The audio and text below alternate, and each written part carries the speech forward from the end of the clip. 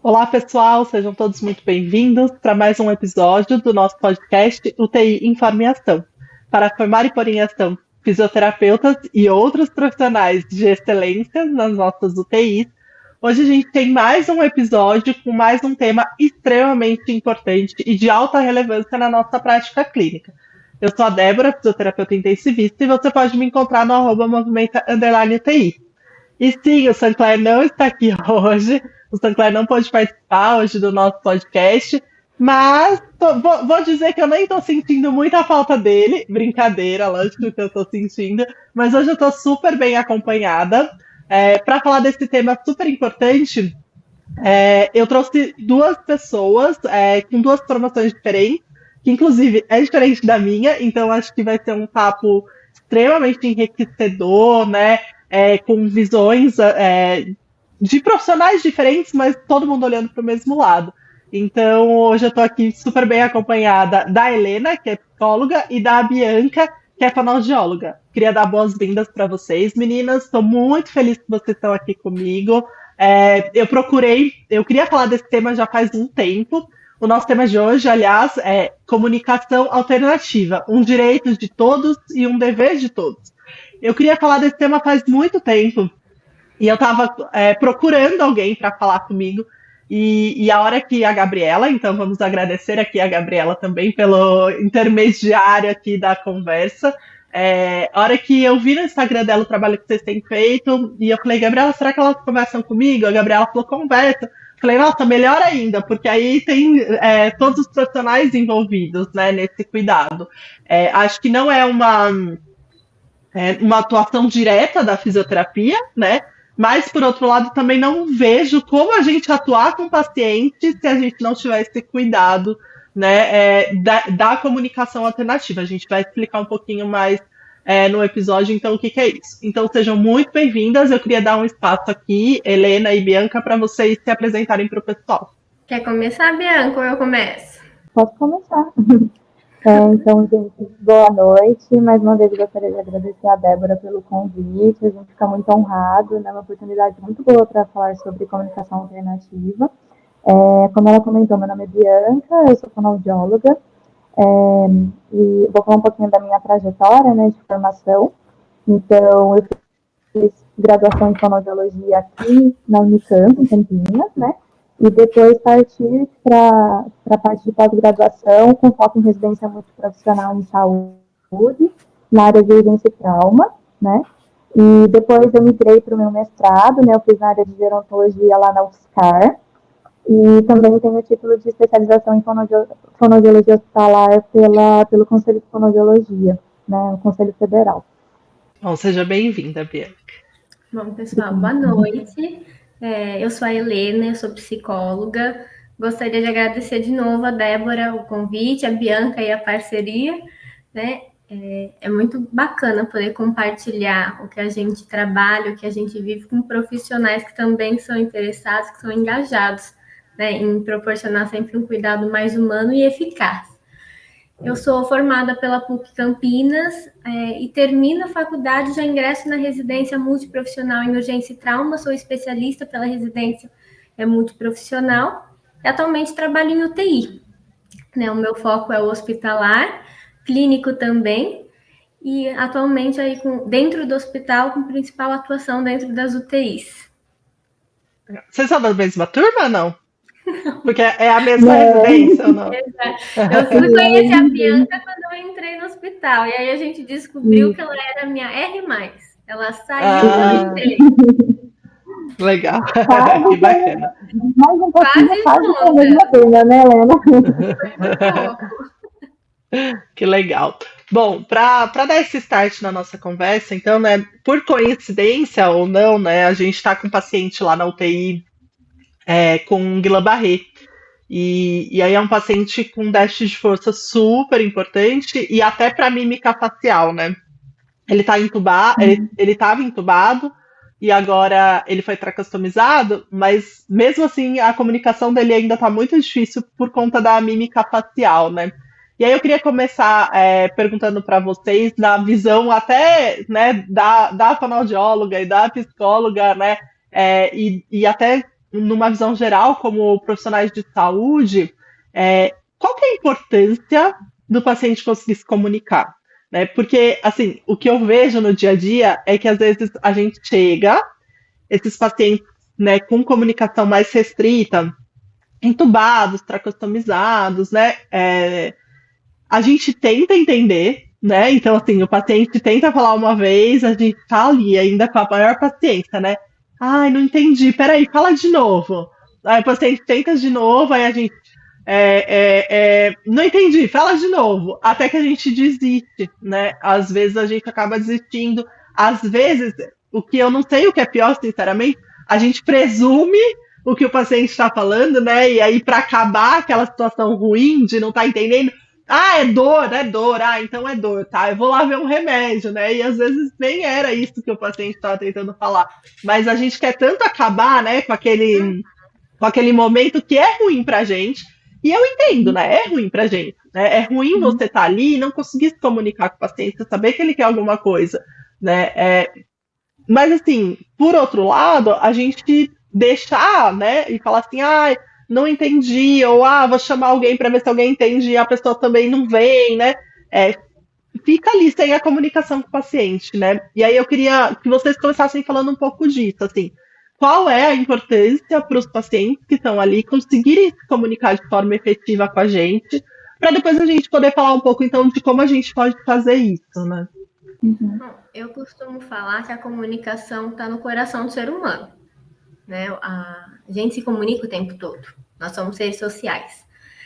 A gente se comunica pelo verbal, a gente se comunica pelo olho, a gente se comunica pelo tom de voz, a gente se comunica pela postura, né? São muitos meios de comunicação. Quando a gente tem uma situação em que essa comunicação verbal, ela tem uma vulnerabilidade, né? Seja por uma doença, pode ser permanente, pode ser temporário, a gente não sabe, mas isso gera muita angústia para todo mundo. Porque a gente é ensinado de uma forma, de repente essa forma ela precisa se modificar e toda adaptação, toda mudança frente àquilo que a gente não conhece gera susto, gera angústia, gera desespero muitas vezes. Então, sim, a comunicação alternativa quer encontrar esse meio para dar voz para aqueles que estão impossibilitados de falar via oral, né, via verbal, ela tem a sua importância para a gente poder acessar, né? A gente poder dar voz, a gente poder, mais do que dar voz, né? Dar meios de fala e de comunicação. Só que não é fácil, Débora, né? Não é fácil. E acho que quando a gente pensa nas pranchas, a gente pensa nos recursos, primeira sensação que dá, olha que bonito, vamos tentar, vamos fazer alguma coisa, e não é simplesmente chegar com os recursos e apresentar e fazer, né? Existe todo um passo a passo, existe um treinamento justamente porque é desafiador. É desafiador para o profissional, principalmente quando a gente até comentou um pouquinho antes, né? Não se fala isso nas graduações com tanta frequência. Eu acredito, assim, na minha experiência, que eu percebi que isso surgiu mais forte com a pandemia, com a Covid, com o número de pacientes que precisaram da tráqueo e que ficaram num longo período de reabilitação, às vezes com a tráqueo também. Então, isso precisou aparecer, isso precisou ser estudado. E aí, quando a gente não tem esse conhecimento e se vê nessa situação, né, é muito angustiante para todo mundo, é angustiante para o paciente, é angustiante para o profissional. E aí a gente cria recursos, a gente cria estratégias, né? Você comentou aí da articulação, né, que é tentar entender o que ele está falando, tentar adivinhar. Essa é uma possibilidade, mas a gente também consegue pensar em estabelecer outras vias de comunicação para começar, justamente para a gente criar um processo, né? É como se a gente estivesse aprendendo de novo, né, algumas coisas. E aprendizado leva investimento, leva tempo, leva angústia, leva celebração, leva conquistas. E é muito importante que a gente tenha um interesse em querer aprender, né? Porque a gente não nasceu também sabendo. A gente corre atrás, né? Eu acho que também a comunicação, ela traz essa criação do vínculo, né? Estabelece essa relação social, principalmente entre o profissional e o paciente. Então, quando a gente se encontra num momento que a gente não consegue se comunicar, dá esse sentimento de angústia e também a gente não consegue entender quais são as necessidades daquele paciente, né? No que a gente pode ajudar, o planejamento do cuidado que a gente vai por aquilo, né? e, consequentemente, a gente perde um pouco do vínculo com o paciente. Então, é importante a gente sentir a necessidade de restabelecer tudo isso novamente, né?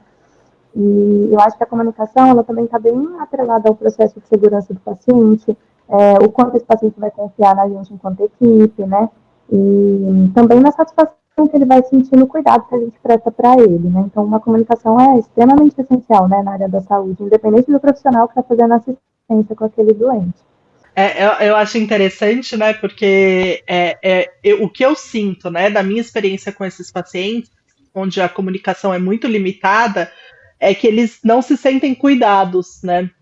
Eu vejo que gera uma frustração muito grande no paciente, né? É nítido, assim, né? Você vê ele, tipo, sabe, assim, tipo, desisto, né? Alguns eu sinto que eles ficam extremamente irritados, né? Do tipo, como assim você não tá entendendo o que eu tô falando?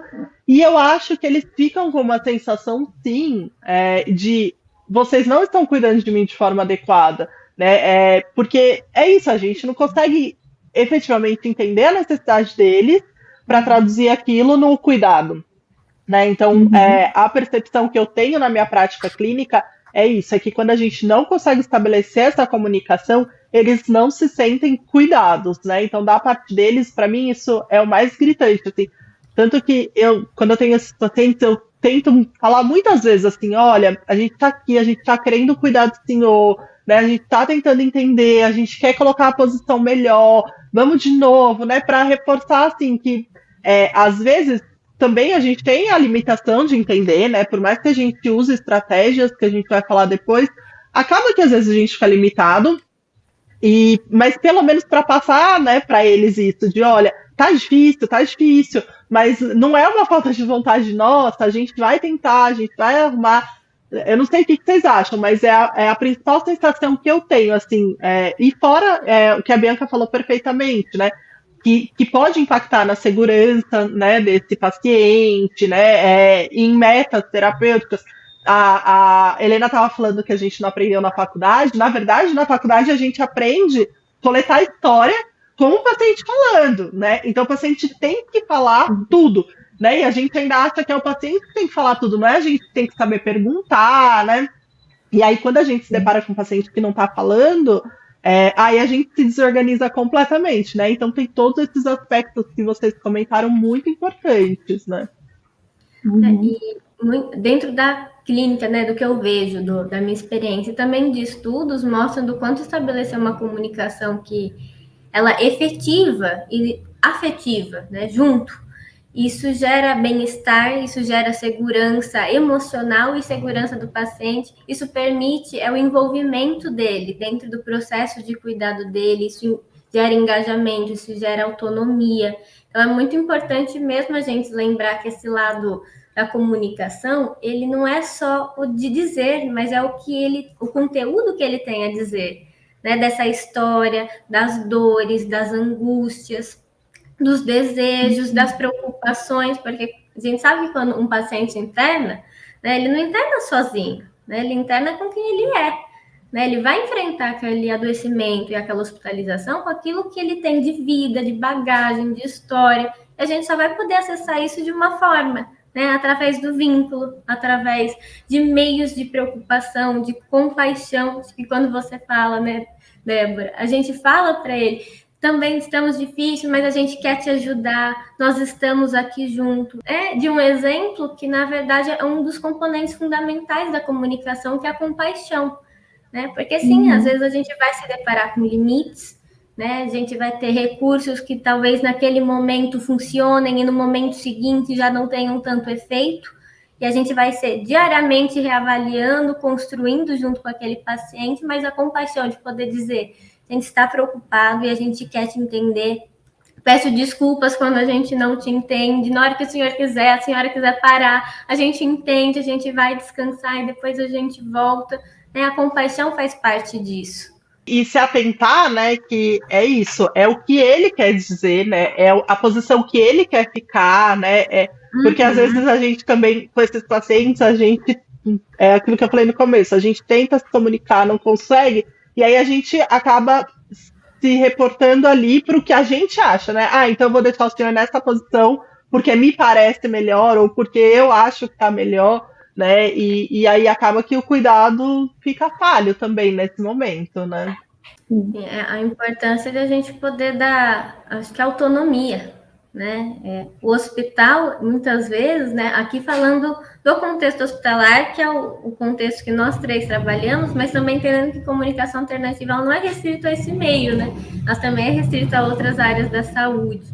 Mas pensando no que a gente vive, no que a gente tem experiência, o hospital muitas vezes ele pode ser esse ambiente em que não é que tira a subjetividade da pessoa, mas é como se ela deixasse um pouco de lado, né? A pessoa não pode usar aquilo que ela gosta, ela não pode fazer uma comida na hora que ela quer, ela tem que comer na hora que a comida chega, ela tem que usar a vestimenta do hospital, às vezes ela está num ambiente que ela não pode levantar sozinha, não pode levantar de forma alguma e tem que fazer aí as necessidades dentro do próprio leito, dentro daquela situação, ou precisa de alguém para ir, então isso acaba reduzindo a autonomia, acaba reduzindo aí um pouquinho de permitir, de dizer sobre quem ela é. E quando a gente permite que a gente possa fazer isso, principalmente com pessoas que estão com uma vulnerabilidade de comunicação, né, a gente precisa entender que isso tem um valor muito importante de autonomia, de fomentar engajamento, de fomentar conexão, e de que ela possa se sentir parte desse cuidado, e não só como alguém que está sendo cuidado.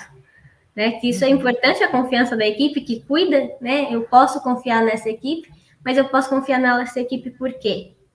Porque eles se preocupam, porque eles fazem, porque eles estão aí junto comigo. E aí agora pensando então na comunicação alternativa, né? A gente está falando de quem, assim, de quais tipos de paciente, né? O que vocês veem na prática clínica de vocês? Quando que aparece essa demanda? Para que tipo de paciente? Ou às vezes talvez não na prática de vocês, mas que podem existir também em outros lugares, né? Então, Bianca, acho que como fonoaudióloga, né? Qual que é o perfil, né, desses pacientes onde a gente deveria bater o olho e falar, peraí, esse paciente eu preciso achar aí um meio de comunicação alternativa para o atendimento dele, né?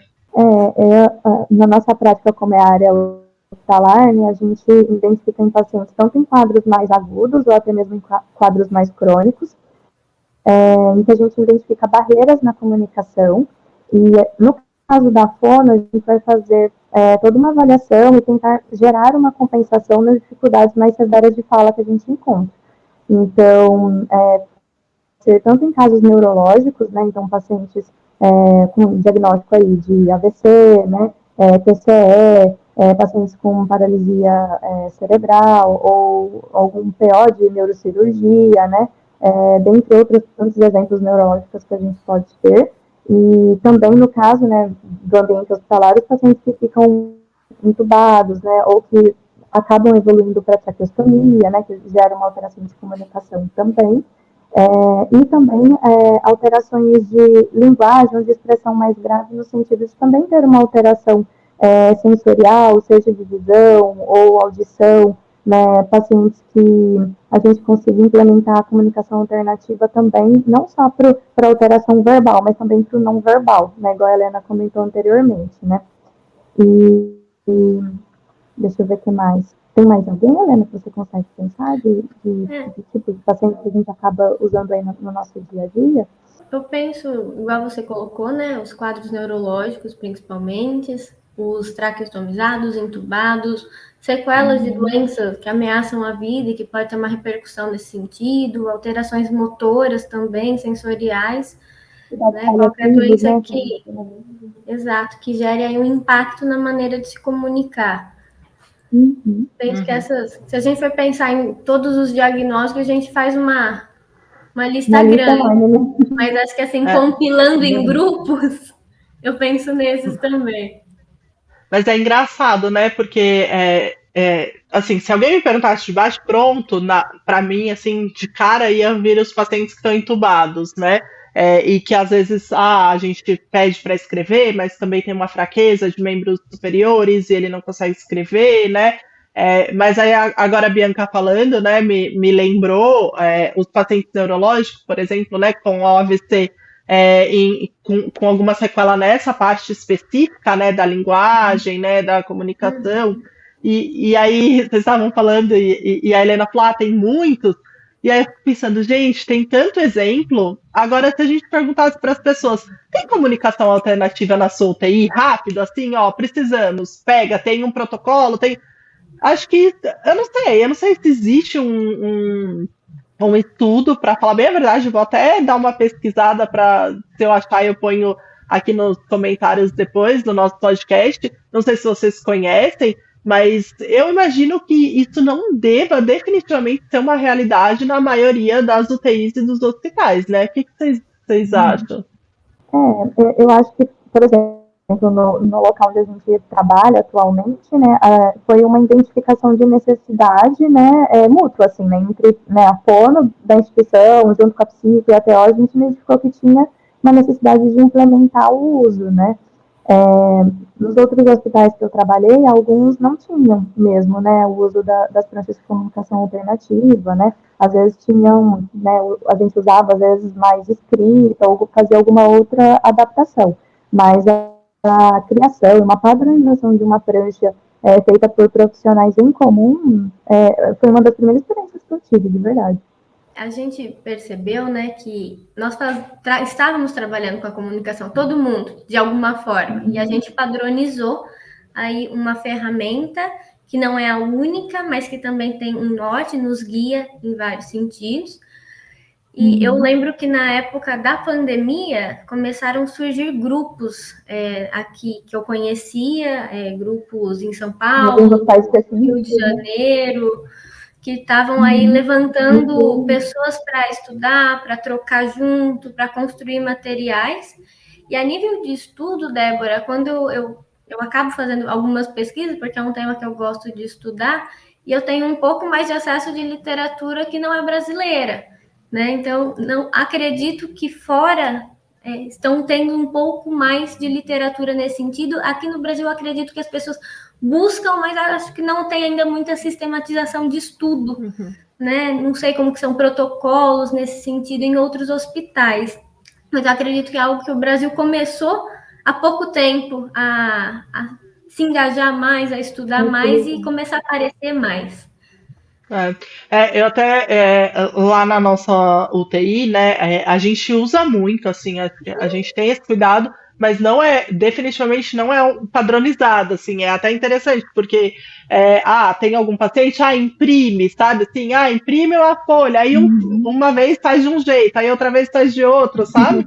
E é interessante que a gente tem muito residente lá, né, de físio, médico, e eles não conhecem, assim, eles acabam conhecendo ali, porque eles nunca viram, não sabem como funciona, né?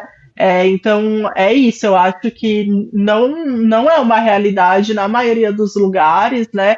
Acho que se a gente aumentar, expandir, assim, para lugares que, tem uma prancha porque alguém imprimiu na hora que precisou, sabe? Aí talvez tenha um pouquinho mais, né, de lugares que façam, né? Mas essa coisa bem padronizada, importante, desenhada, eu acho que é bem difícil, assim. E aí eu queria, então, especificamente que vocês falassem, como é que vocês montaram isso, né? Então, assim, assim, desde o começo, assim, né? Vocês falaram, reconheceu-se a necessidade e aí vocês se juntaram, porque eu acho legal descrever esse processo, porque quem está escutando a gente, né? A gente escuta muitas vezes o pessoal falando assim, Débora, é muito legal vocês falam no podcast, mas no meu serviço, não tem, a chefia não está interessada. E aí eu acho que esse podcast serve assim, né? A gente vai trazer na prática como fazer. E aí, lógico, né, que dá para você, como uma pessoa solitária ali na UTI, fazer alguma coisa, né? Acho que vocês concordam comigo, né? Que assim, é sempre melhor fazer, mesmo que seja só você fazendo, né? Que seja de uma forma simplificada, do que não fazer. Mas é muito legal, e por isso que eu quis que vocês viessem aqui pensar nessa coisa de juntar a equipe, né? Porque a comunicação, ela, sem dúvida nenhuma, ela é multi, né? É de todo mundo, mas tem as profissões que estão mais engajadas, né? A psico, a fono, a TO, né?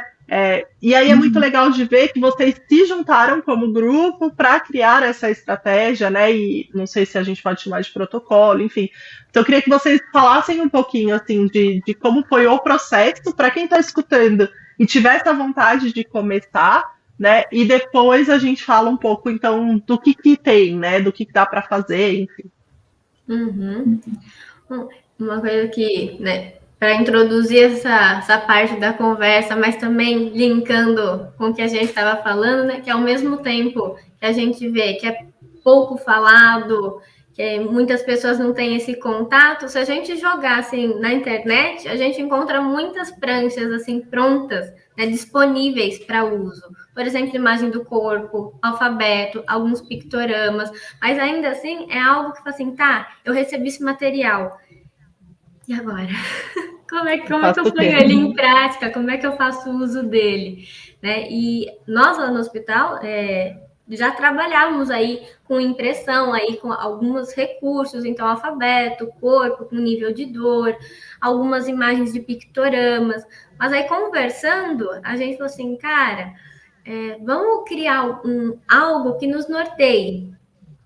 Por quê? Porque a gente precisa ter isso padronizado para todas nós e a gente poder trabalhar melhor essa comunicação alternativa dentro desse ambiente. E aí a gente sentou, começou a conversar, começou a discutir. Eu recentemente, já faz 10 meses, eu fiz um curso de comunicação alternativa em São Paulo também, para poder trazer mais ideias, para poder trazer um pouco mais de embasamento, para entender o que são as baixas tecnologias para além da prancha de comunicação que a gente também pode usar aqui dentro, como começa a estabelecer esse processo. Então, igual você falou, né, todo mundo trabalha com a comunicação, é inegável que qualquer pessoa que entre dentro do leito, converse com o paciente, que interaja com o paciente, está dizendo de comunicação, mas existem aí algumas profissões que acabam trabalhando diretamente, né, com esse meio de comunicação, seja verbal, seja não verbal. E aí a gente se reuniu para começar a ter as ideias e pensar quais eram as principais, não angústias, mas questões que a gente precisava trazer para dentro desse material. E entendendo que uma pessoa, ela não é só um elemento, ela é uma composição, ela é uma história, ela é uma vida. Então, ela tem as dores sociais, elas têm as dores espirituais, elas têm as dores físicas desse processo que ela está vivendo dentro do hospital.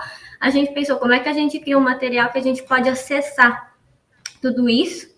E aí a gente usou de estudos, né, ver os materiais que existem, alguns que os estudos apontam, e aí a gente pensou em coisas básicas, né, no começo. Eu vou até apresentar aqui alguma das imagens que a gente tem. Então, o sim e o não, né, quando a gente fala de comunicação alternativa, a primeira coisa que a gente precisa pensar em estabelecer com o paciente é o sim e, se possível, o não.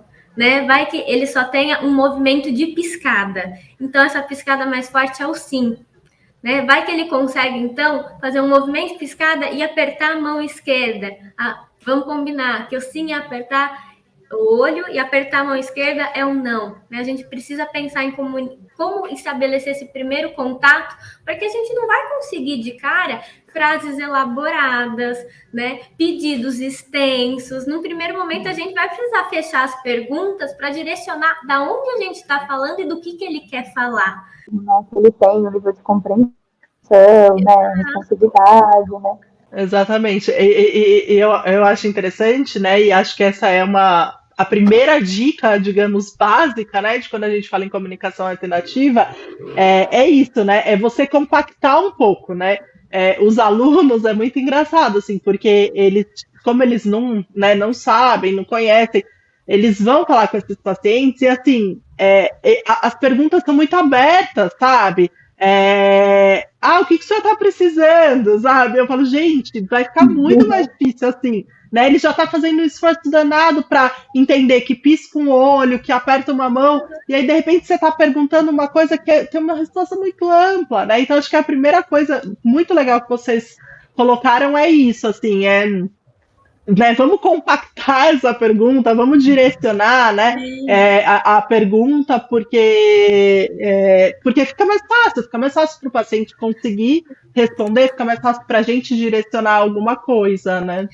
E fica mais fácil e fica também algo, Débora, que não gera uma sensação ruim quando ele vê as tentativas de comunicação, porque se a gente tenta de maneiras que no primeiro momento a gente abre, a gente não consegue trazer uma experiência minimamente agradável e que ele sente que ele está sendo entendido, isso pode ter um impacto para ele não querer aderir isso nas próximas. Uhum. E eu não sei se essa condição dele vai ser temporária, se é uma condição que vai se permanecer e que ele vai precisar continuar usando aí de uma tecnologia assistiva, dos meios de comunicação alternativa a longo prazo. Então, a gente poder estabelecer esse primeiro contato de uma maneira mais segura, que não é fácil, então, fechar as perguntas, direcionar, a gente também pode permitir que isso não seja uma outra barreira, porque já tem tantas, né?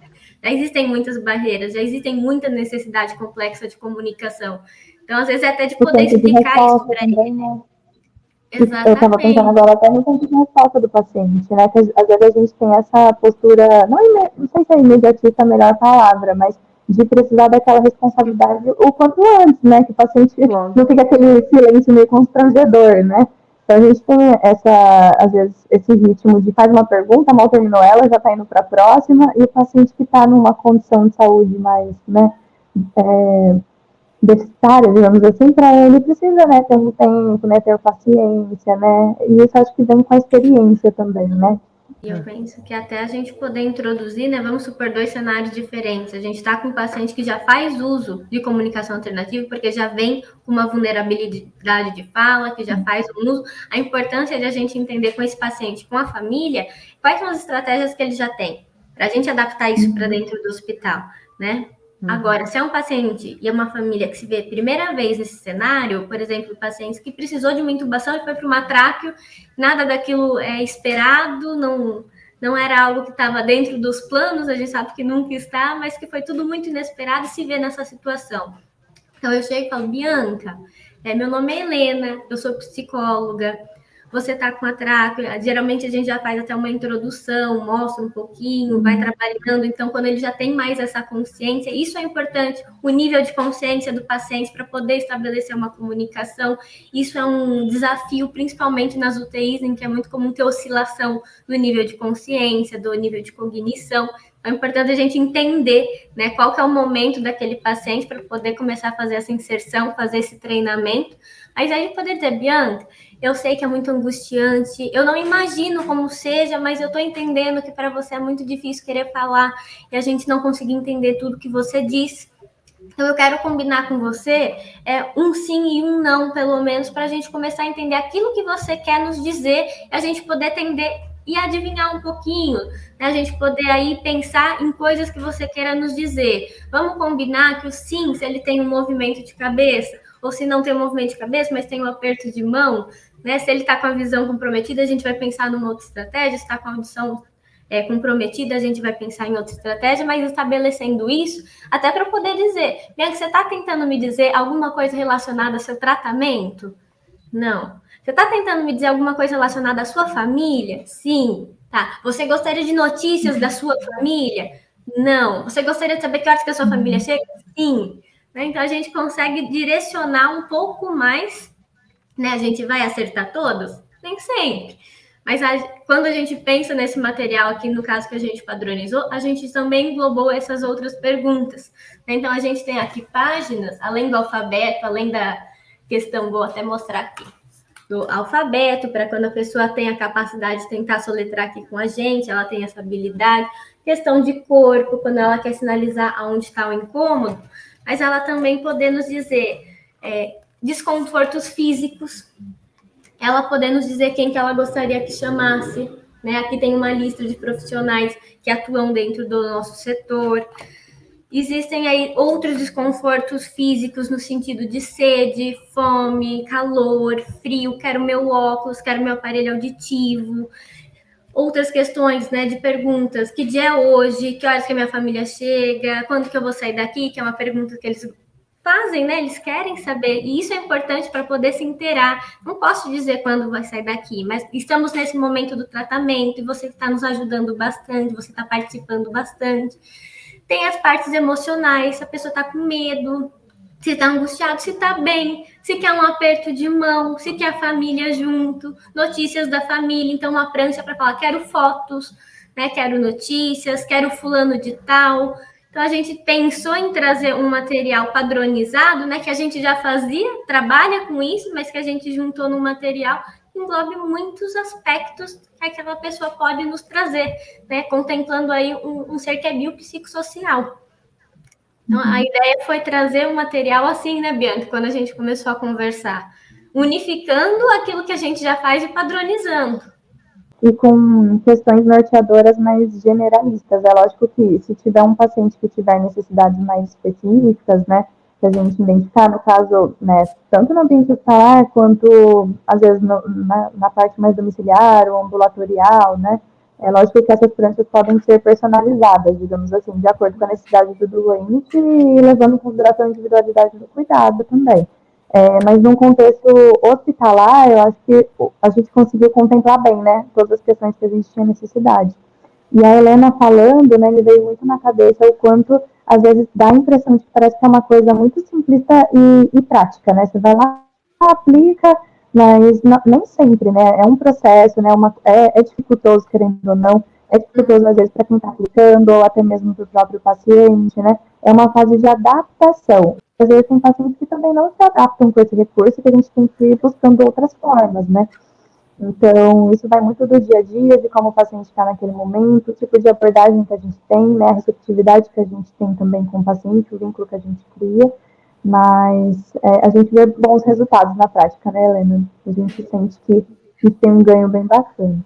Sim, e até porque a gente fala que essa prancha, por exemplo, a gente chama esses recursos de baixa tecnologia, né? Porque existem aí grandes softwares, existem outros aparelhos digitais que também trazem, né, a tecnologia assistiva, mas muitas vezes para a gente ter esse início, a gente não pode trazer grandes recursos, a gente tem que começar com ações mais simples e que a gente possa treinar isso com a pessoa. Pode ser que essa prancha aqui, em algum momento, para algum paciente, não faça tanto sentido porque ele consegue escrever, por mais que ele não consiga falar, que ele tem essa força e isso está preservado. Então, por que não trazer uma folha sulfite, trazer uma lousa e a gente poder fomentar essa autonomia com ele? Ou se não, é uma pessoa que está com a audição mais preservada que a visão.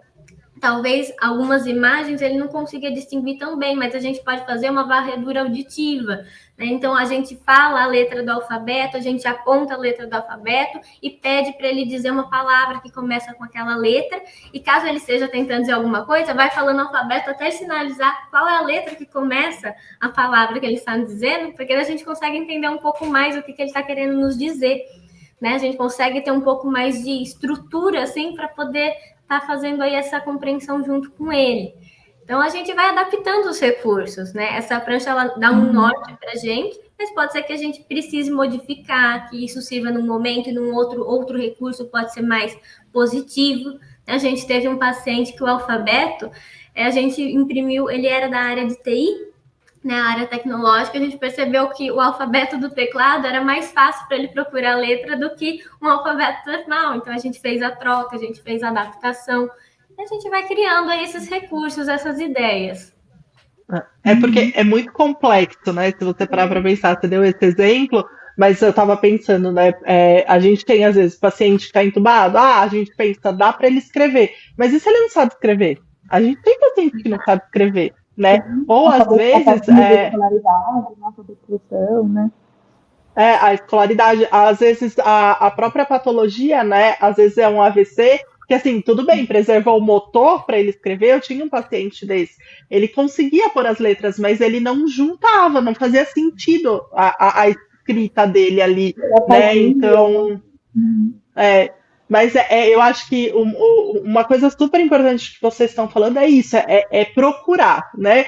Qual está sendo a dificuldade, né? A barreira da comunicação e tentar ajustar, porque às vezes também tem um paciente que escreve, mas ele não tem força para pegar aquela caneta fina que a gente dá e escrever. Então, de repente, um canetão, uma lousa maior do que um papel, né, para ele ter aquele espaço para fazer, também pode ser legal.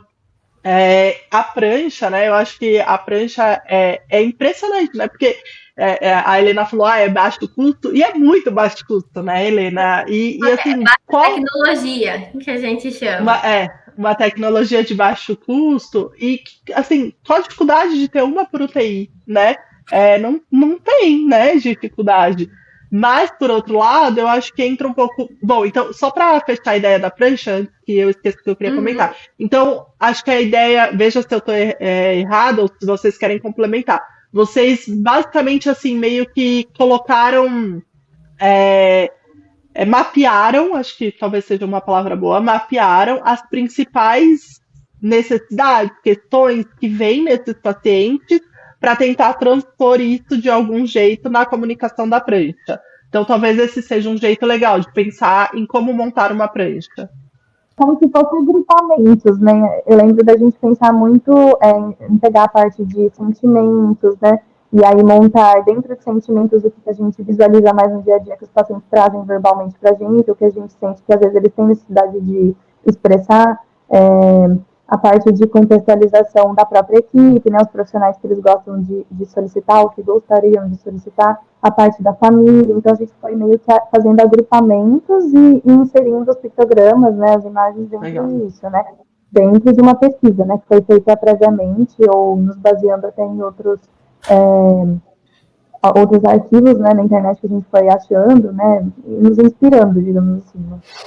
Então, que a gente pegou um pouco da prática, né, do que a gente observava, junto com literatura e até um pouco no conceito, né, de tipo, do ser humano como total, né, a dor como total, né, que compõe todos esses aspectos. Vamos buscar englobar isso, porque é isso que aparecia também. Então, foi curioso ver, né, que realmente teoria e prática, né, quando a gente pega, elas se entrelaçaram ali. A gente falou, cara, vamos usar disso aqui para padronizar aquilo que a gente já vem tentando fazer e a gente vem conseguindo fazer. E aí acho que deve ter tido um próximo passo, não sei, né? Queria que vocês falassem disso, porque o que eu vejo também às vezes na UTI é que é isso, a gente, vamos imprimir a folha com o alfabeto, né? Mas aí, às vezes, quem nunca usou, fica lá, tá, como que eu faço? Eu corro o dedo né, ele sinaliza para eu parar, eu vou falando uma por uma, né, e aí vai aquela coisa da gente tentar adivinhar. Então, eu acho que talvez um treinamento da equipe, né, também seja essencial, porque não dá para a gente achar que eu preciso me comunicar com o paciente, então eu vou chamar vocês, né? Eu vou chamar quem construiu a prancha, né? Vou chamar a Bianca, vou chamar a Helena, não, né? Aí a gente precisa dar uma certa autonomia para a equipe para que ela possa usar esse material, né? Sim, é muito importante, né? Igual você colocou, Débora, é multi. Não tem como não ser. Então, é importante que a gente treine e oriente a equipe a como usar os materiais, mesmo que não seja a prancha, que seja a escrita, que seja o gesto, né? Orientar a equipe a como fazer essa comunicação. Às vezes a gente chega para fazer o estabelecimento, né? De como que vai ser. Então, aí é importante a gente ter uma anamnese de se o paciente é alfabetizado ou não, se ele usa óculos, se ele usa aparelho auditivo, se ele já tem alguma dificuldade prévia ou não. Entender, igual até comentei, se é alguém que já faz uso, quais são as maiores estratégias que a família já usa, se tem alguém que já entende essa pessoa com mais facilidade, que a gente pode trazer para mais perto. E aí, pensando nesses fatores, né, nessa avaliação que a gente faz, a gente vai junto com o paciente, junto com a equipe, montando aí esses recursos. Não. E aí é de orientar essa equipe a como usar esses recursos, porque é aquilo que a gente conversou, né? É fácil chegar com o alfabeto e falar assim, toma, usa. E daí você fala assim, tá, mas eu aponto letra por letra? Às vezes não, a gente vai pegar assim, tá na primeira linha? A gente aponta aqui o nosso alfabeto. Tá na primeira linha? Não. Tá na segunda linha? Tá na segunda linha? É esse? É esse? É esse? Então, não é ir pegando e apontando um por um e esperar. Existem maneiras da gente fazer isso. A gente precisa orientar a equipe, né? A gente precisa trabalhar em equipe nesse sentido. A gente está em andamento aí com esse processo de mais treinamentos, de mais visualização, e é um caminho que a gente está trilhando, né, Bianca? Com certeza. E a Débora comentando, não só agora, mas anteriormente também, mostra o quanto a avaliação ela é completa, né? Porque eu achei super interessante você falar da parte motora. Então, a gente faz essa questão multi também, né? A beira-leito ali, ou nos bastidores, digamos assim, entre a equipe, né? O físio vem do ponto de vista da parte motora, a avaliação também que ele fez com o paciente, a parte da psicóloga, a fono, e aí a gente integra tudo isso dentro do que todo mundo identificou e fez da sua avaliação para tentar encontrar o melhor recurso, né? Então, é muito interessante como tudo se soma, tudo se casa, né? Eu tô pensando aqui, né, como seria então um cenário ideal, né? Que acho que então o primeiro passo é isso, né? É a gente, cada um dentro, né, ali da sua especialidade, do seu conhecimento, e identificar quais são as barreiras e quais são as potencialidades para essa comunicação acontecer, né? E aí, pelo que eu estou entendendo da nossa conversa, no mundo ideal, a gente deveria, então, olha, para esse paciente, nós, por agora, né? Óbvio que a gente sabe que as coisas vão mudando, mas a gente vai selecionar essa comunicação alternativa, né? E aí, ó, todo mundo vai ser treinado, né? Ou já foi treinado, enfim, mas para colocar em prática essa comunicação alternativa para esse paciente. Porque é isso, senão vira uma bagunça muito grande e o paciente fica perdido, coitado, né? Porque assim, um chega e fala assim: olha, se for sim, o senhor piscou uma vez. Se for não, o senhor pisca duas.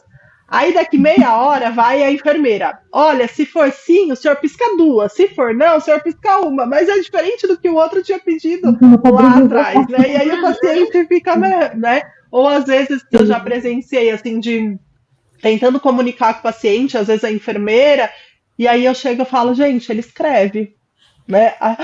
Não acredito. Sim, ele está com preservado digital, pode dar uma caneta que ele escreve, né?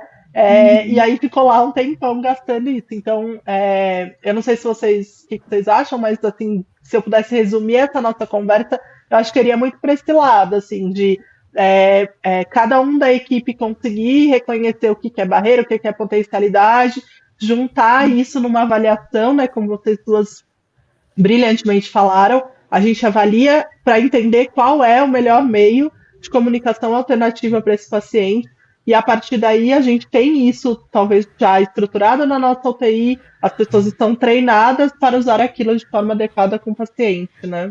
Às vezes é até bacana fazer uma plaquinha e escrever, né? O meu sim é, e daí você escreve. O meu não é. E aí algumas perguntas, você está com dor? Você quer que chame a família? Você gostaria de trocar de posição? Se é alguém que a gente sabe que tem essa necessidade, que percebe um desconforto. Então a gente vai entendendo. Eu lembro que eu tive um paciente que ele reclamava muito de coceira, ele trazia a coceira como um sintoma muito forte. Então eu coloquei várias partes do corpo que ele sempre dizia que coçava para ele poder sinalizar, né? Aqui, é ali, é nesse outro lugar. Então, a gente também adapta para o paciente a necessidade dele, né? Nós tivemos também um caso uma vez que eu vivi e, na verdade, essa pessoa me pedia duas coisas, saber sobre o tratamento e a família. Então, eu fiz 2 ícones, tratamento e família. E aí, ela já sinalizava, é sobre esse. Então, calma que eu vou tentar entender do que você quer saber essa parte. É sobre essa. Então, calma que a gente também vai entender o que você precisa dessa parte. Então, a gente adapta, a gente reavalia e é sempre em equipe.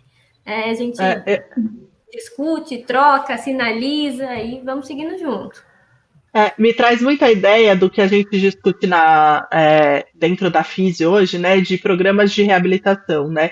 E aí tem algumas pessoas que falam, não é para injetar, né? Mas a gente também sabe que quando a gente deixa aberto, o negócio não acontece. Então a ideia, né, quando a gente fala em programas de reabilitação, tenha uma base e aí você individualiza.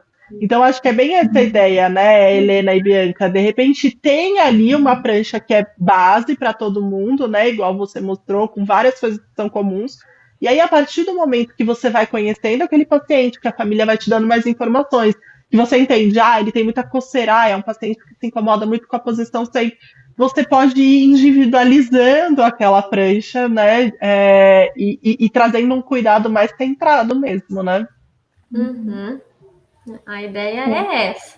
Construir É junto, né? escutativa, né? Exato. A escutativa e estar presente ali com o paciente, entender e conhecer ele de verdade, né? É uma maneira de trazer ele para dentro, né? Do tratamento, do cuidado, do processo de reabilitação, né? De dar autonomia mesmo, né? Se ele pode dizer de uma outra forma aquilo que ele precisa ser entendido, né? E a gente também pode devolver e comunicar de uma maneira que ele compreenda. A gente está falando de segurança do paciente, a gente está falando de um processo de cuidado, a gente está falando de conexão e de vínculo, de reabilitação, né? Perfeito. E eu acho muito legal, assim, esse projeto de vocês também, né? Eu falei, e acho que eu reforço, de ter vindo de um grupo de trabalho multi, né? Assim, então, de ter você, Helena, como psicóloga, a Bianca como fonoaudióloga, e Bruna, que é terapeuta a Bruna ocupacional. como terapeuta ocupacional, né? Então, acho que isso também é muito legal e fica aí a sugestão, né, para quem está escutando a gente, de repente formar um grupo de trabalho, né, se debruçar sobre isso, porque é isso, eu acho que é um assunto que é extremamente importante, que não é valorizado, infelizmente, né, a gente não para falar sobre isso, a gente não para pensar sobre isso, né, e aí a gente acaba fazendo as coisas quando a gente faz, né, nesse esquema meio de qualquer jeito, meio perdido, né? Quando a gente poderia ter um direcionamento e aí ter resultados muito melhores, né? Então, acho que a nossa conversa foi incrível, assim, acho que super prática, né? Acho que quem escutou, quem vai escutar, tem um super direcionamento aí para começar, né? Para tentar, mesmo que, né, igual eu falei, a gente sempre escuta assim, mas a chefia, né? Então, de repente, sugere você, né? Acho que, de novo, o mundo ideal de repente, dá ideia, olha, será que não dá para montar um grupo de trabalho, né? Vamos fazer um grupo de trabalho para a gente montar esse processo. Mas se não é possível, de repente começa você aos poucos, né? Ó, pessoal, trouxe isso para a gente comunicar com esse paciente, fiz assim, fiz assado, olha, eu estou combinando com ele que o sim é assim, que o não é assim, né? E aos poucos talvez as pessoas vejam os benefícios também, né? De olha, o paciente está mais calmo, por quê? Porque ele está conseguindo se comunicar melhor, né? E aí as pessoas comecem a ter essa vontade, né, de trabalhar isso. Então, eu acho que foi uma conversa extremamente enriquecedora e prática clínica total, assim, o que é muito legal, meninas. Então, muito obrigada de novo pela presença de vocês. Sabe que todo final de episódio a gente deixa aí uma dica, né? Até se vocês tiverem alguma, para quem está escutando a gente. Um livro, um filme, uma música, o que for. E aí eu fiquei pensando o que eu ia falar, né? E uma vez eu tive uma aluna que me fez uma reflexão importante, assim, me trouxe, né? Ela falou que ela foi atender um paciente e ela ficou se sentindo péssima porque o paciente falava por línguas de sinais, né? E aí ela falou, Débora, eu não sabia nada disso. Ela falou, eu não tinha como me comunicar com o paciente. Ela falou, e eu fiquei me sentindo péssima, né? Aí eu acolhi, eu falei, olha, né, também, assim, não adianta se sentir péssima, né? Mas aí ela falou, a gente devia saber o básico, pelo menos, assim, oi, eu sou fulana, sou fisioterapeuta, vou te atender, né? E aí eu fiquei pensando, nossa, faz todo sentido, né? Se a gente tivesse ali algumas aulas na faculdade de obrigado, né? Por exemplo, né? Tô dando um exemplo da língua de sinais. Pelo menos a gente criaria um vínculo, mesmo, né, que pequeno ali com o paciente naquela hora, né? E é uma falha aí, né, no nosso sistema educacional, enfim.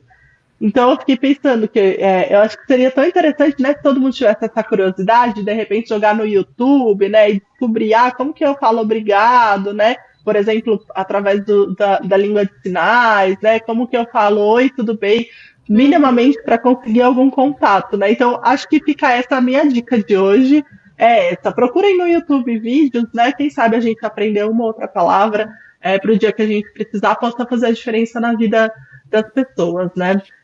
Queria deixar aqui aberto para vocês finalizarem tanto a ideia, né, o assunto, deixar a mensagem final de vocês, mas, de novo, agradeço muito a disponibilidade do tempo de vocês, a participação, foi uma conversa muito, muito boa e muito produtiva. Obrigado mesmo, meninas. A gente que agradece, Débora.